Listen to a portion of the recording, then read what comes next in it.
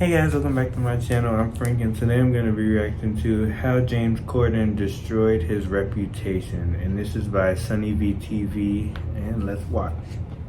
James Corden has slowly developed one of the worst reputations in media history, and the foundation for his decline began when people started to realize that James Corden was a completely different person when he wasn't on camera. As an actor and the main host of The Late Late Show, James presents as a happy, polite, easygoing comedian whose goal is to simply make the audience laugh, although there's a mountain of evidence showing that in his private life he's the exact opposite to this, with his rude nature developing after he first became famous back in 2008. As a result of his excellent performance on a British TV show called Gavin and Stacey, James would win the British equivalent of an Oscar, although accompanying this award was an ego boost that began to get out of control. You can start to think you're perhaps a bit more of a dude than you really are. And that very much happened to me. You know, I had a swagger in my walk. As mentioned, James Corden's sudden explosion into fame led him to believe that he was more of a dude than he really was, which would eventually translate into him treating everyone around him like garbage. James explained that as 2008 wore on, it got so bad I was being rude to my agent, and I even started being rude to Ruth. If I was in company and the conversation wasn't revolving around me, I would just switch off. In addition to being rude to everyone around him, Corden began to live a typically irresponsible, newly famous lifestyle. And started going out quite a lot. This door had opened to this world that I thought looked like fun, where people go, you're amazing, you're great, can I have a photo? Do you want a drink? Come out with us. And so you just end up on this path of just 3 a.m. cab rides with people you don't know, heading across London to someone's house who you don't know either, with a group of people who think it's amazing that you're there. This is an intoxicating thing to be part of. All of which being noticed by another Gavin and Stacey actor, Rob Brydon, who explained that when he first met James Corden 6 years prior, he was very impressed by him, yet after winning the Oscar award, James Corden was on a roller coaster. This boy from High Wycombe, and he's suddenly enjoying the fruits of his success, and he just lost his way for a bit. He was burning the candle at both ends and becoming ranty and irritable. James Corden claimed that his streak of irresponsibility came to an end after attending 18 months of therapy, although even after this, there were still countless examples of him treating people like garbage. For example, James Corden stated in a BBC4 interview that he needed to bully his way to the top of the media world, which can be observed in certain events such as the time he'd get into a public argument with another incredibly respected actor, Patrick Stewart, whilst on stage. When the presenters are up here and when the recipients are receiving their awards, don't stand at the back of the stage with your hands in your pockets, looking around as though you wished you were anywhere but here. Oh, you couldn't be more wrong, sir.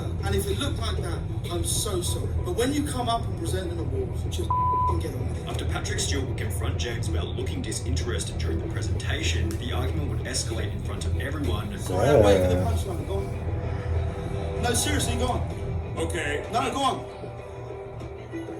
You can see my belly. Okay, bro, you and we gotta can all chill. see you dying right now. Let's go for it. Which was concluded by James and Patrick bickering in the background while someone else was talking on the microphone. Now, to cut James some slack, Patrick Stewart was probably in the wrong here, considering he was the person who began the argument. Interestingly, after James Corden gave him a very favourable introduction. What was really confusing about it was that I gave him like a massive intro. Yeah, I know. I said, ladies and gentlemen, please welcome an actor who's held in such high esteem. Please welcome the brilliant Sir Patrick Stewart. And then he came up and did that. Although James still decided to engage and clap back with a few jabs of his own, so it's safe to say that he also had some degree of responsibility. There are other examples of similar situations people where act James like they wouldn't have rudely, responded but either. only after being Y'all can provoked shut by up. someone else first. Countless paparazzi videos show James walking through Los Angeles looking quite angry and disinterested, although having a camera involuntarily shoved into your face probably doesn't facilitate the best environment for a good mood. There was also the time when Ant and Dec played a prank on James Corden, attempting to make him late for work, although considering they were literally going out of their way to make him angry, James probably gets another pass here. However, when James Corden would post one of the most brutal Reddit Ask Me Anythings in internet history, 3 fan interactions were highlighted, which James had absolutely no excuse for. Hey James, you won't remember me, but me and my friend sat at a table next to you and Harry Styles plus some others in Manchurian Legends in London's Chinatown about 6 years ago. We didn't bother you, but you're a massively entitled dick who yelled and treated the waitstaff like shit, and when one of my party politely suggested you calm down, you got really aggressive and threatening. So my question is this: why did Harry seem That so chubby awkward with way. such a massive throbbing bell end? This post was followed by another which read, I went to a James Corden live recording a while back. He had nearly zero interaction with the audience before/after the show and was on his phone entirely during commercial breaks. I guess that's his prerogative. He may have been having a bad day. I also realize it must be difficult to be on all the time, but I remember being extremely disappointed. By comparison, I've been to a Jimmy Fallon recording and a Letterman recording, and I can say with full conviction that those guys really seemed like they cared about their audience and worked their hardest to entertain them even while the cameras weren't recording, which was followed by one final anecdote reading, massive dick in person. I saw a league of their own filming live, through multiple tantrums over minor things at the production staff, with him being incredibly rude to them, which made the other regulars seem very awkward like it was usual. Between each take, the other slubs would be chatting amongst themselves, bantering about. James was glued to his phone. At the end of the filming, people got up to go get pictures with James, and he massively kicked off shouting at people to go away and go back to their seats, and the few he did let have pictures with, he was moody as. Seeing him like that made me realize everything you see of his on TV is a complete persona. When continuing on through the AMA, it becomes pretty obvious as to why James Corden only answered 3 different questions before calling it quits. Why are you, James, such a deeply unpleasant person? Did your parents raise you that way? Have you ever considered being funny or likable? James, are you aware that everyone thinks you're a hack and a talentless asshat? With his third comment here relating to the next reason behind James Corden's decline. Many of his on-screen performances have simply been terrible. A petition requesting that James Corden not be cast in Wicked the movie gained close to 110,000 signatures, and after Friends announced that James Corden would be hosting the TV show's 15-year reunion, it received Twitter responses such as, don't get me wrong, I've been wanting a Friends reunion since 2004, but if someone told me James Corden would be in it, I'd have told them not to bother. James Corden adding the Friends reunion to the list of things he's ruined with his mere presence. Additionally, after starring as the main character in the 2019 film Cats, the movie received a 2.8 out of 10 star rating on IMDb, as well as reviews so awful that James Corden didn't even end up watching the movie himself. However, James stating that he didn't watch the movie wasn't the only thing that was interesting about this interview, as he'd also discussed another topic which had turned much of his audience against him, his beef with another talk show host, Bill Maher. In September of 2019, Bill Maher published an editorial about obesity, with the contents of such being discussed on the Joe Rogan podcast. Look, you can't keep eating as much as you want and as shitty a food as you want. You just can't. That is not something that anybody wants to hear, though. That's People kind loved it that's kind of until true James though. Corden said something. As mentioned, James Corden wasn't too happy with these comments and would call Wait, Bill what did Maher you say? out by making... Said something. As mentioned, James Corden...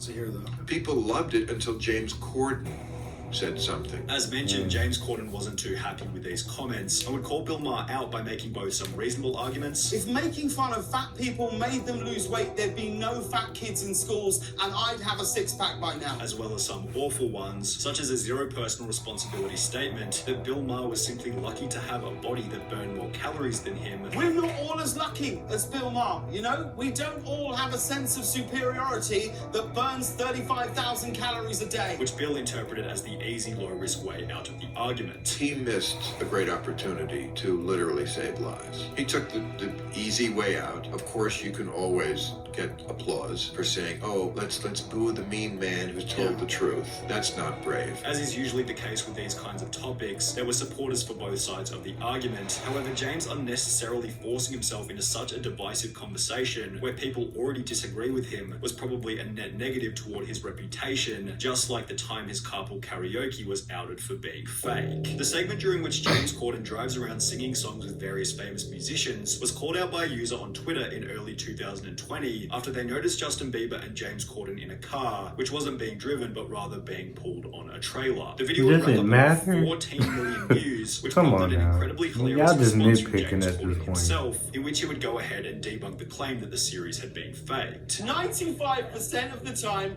I really am endangering the lives of the world's biggest pop stars. Here is a list of every carpool karaoke where I've used a tow, and this is a list of every one where I was driving the car, okay? However, while Corden did a pretty good job of debunking these claims, there are still countless comments on every carpool karaoke from people who never saw the debunk calling the videos fake. This all feels so fake when you know he's not actually driving. Fake news, James isn't actually driving. James Corden, stop cheating people with your car carpool karaoke. Can't believe all these celebrities put up with this fake show. Next time, Does it really matter? Y'all it are seems bored. like even when James Corden is in the right, his audience selectively decides that he's still in the wrong, which has also been speculated as part of the reason behind his recent announcement that he's leaving the public spotlight. On the 29th of April 2022, James Corden would upload a video to his YouTube channel titled James Corden Discusses His Late Night Future, in which he'd announced that he'd only be hosting the show for 1 more year. I've decided to sign for 1 more year on the show, and that this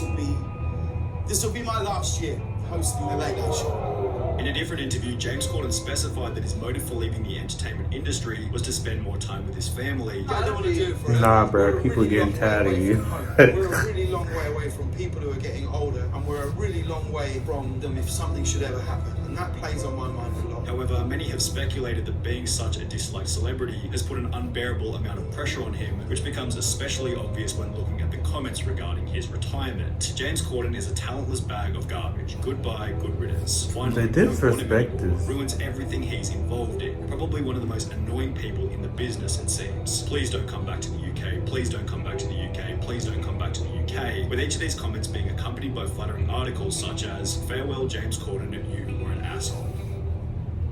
You know, I don't agree with the way he treats people, and I think this is a great lesson that, you know, not everybody can handle fame. It does change people for the worse, but also I think that the amount of hate he receives is just unnecessary.